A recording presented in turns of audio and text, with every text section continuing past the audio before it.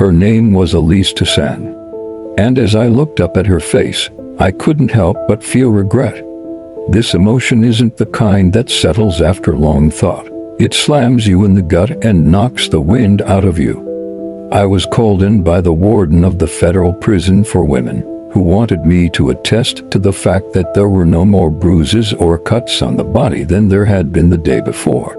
You see, I was the tracker that finally caught up with this little lady after she escaped and led the marshals on a chase of 3 days and 100 miles.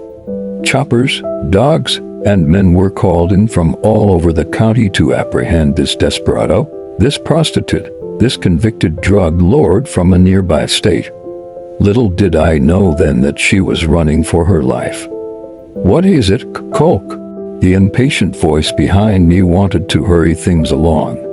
He wanted to get this lifeless piece of trouble out of his barracks, avoid the risk of scandal. Well, as a tracker, I don't like to be rushed, and when my name, Coke Buckle, goes on a piece of paper that is to be taken as gospel, naturally, I take my time. How'd she die? Broken neck. Can't you see? She hung herself. The correct term is hanged. So? She's been there since 3 a.m. Where'd she get all that cloth to make the rope? She used the bandages.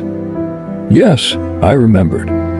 In her desperation to get away, she led me through thick bramble, thorns, and muddy fields. She was suffering from exposure, scratches, bruises, and blisters from the bites of fire ants. How they must have hurt, but she never whimpered, not even when the officers pushed her into the mud to cuff her. She'd needed a lot of bandages. That image of a survivor rankled in me now, as I inspected the body of one who apparently gave up in suicide. These red marks across her face, they weren't there yesterday, Warden. Oh yeah. I guess she made them when she slipped the noose over her head. Come on, Coke. You've been long enough. Well, I'll have to mention those in my report. Get this straight, Coke. If you even insinuate that this is anything but a suicide, I'll see to it that you never work in this town or in this state again. I didn't insinuate anything. Do you know something I don't know, Warden? I enjoyed irritating him, but I didn't want to make him mad. This state was a large territory not to ever work in again. As for the town, it has more than 200,000 people but only one newspaper, one whose reporters write what they're told to write. One that has an agreement with the college to suppress reports of gang activity so that parents will not send their little darlings somewhere else. And as I stood looking up at that lifeless face, a face that had been beautiful at one time, this and other cover-ups blitzed my mind. I turned away from the body and left the building. One thing about trackers, like they know how to read the signs in the bush, they can read people.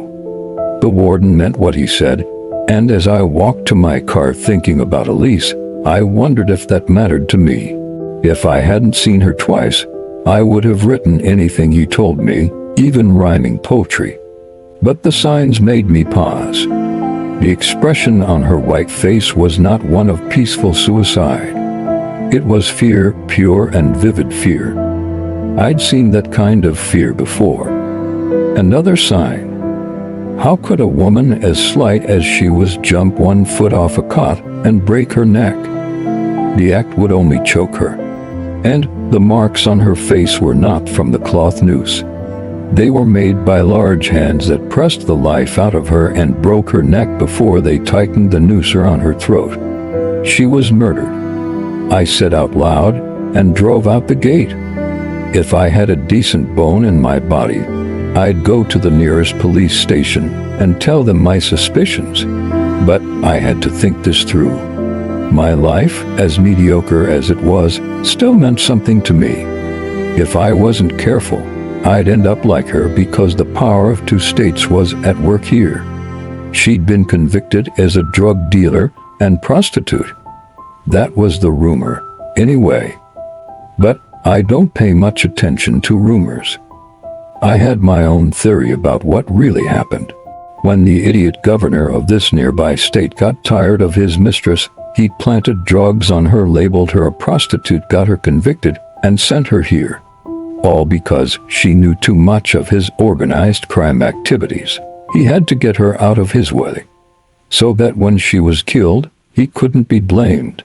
With that in mind, I finally decided what I was going to do about the injustice done to Elise, and professionalism took over.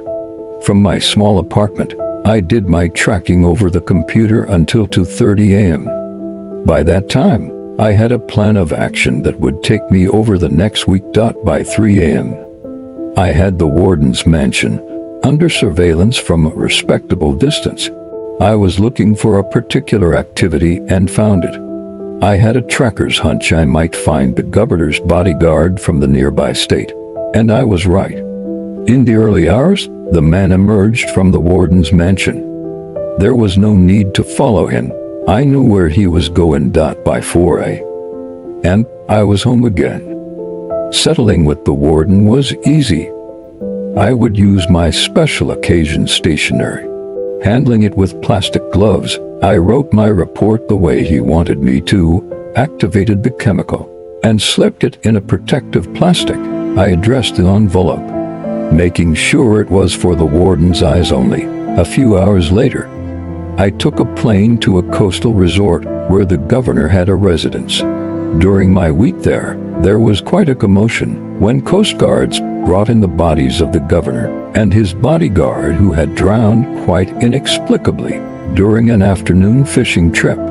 How fitting that they should be together when it happened, I thought. Meanwhile, back home, the warden also died suddenly, apparently of natural causes. Since he was easily replaced, I still had a job. One thing about trackers, when they feel that gut-wrenching regret, sometimes they do things for free. I did for Elise.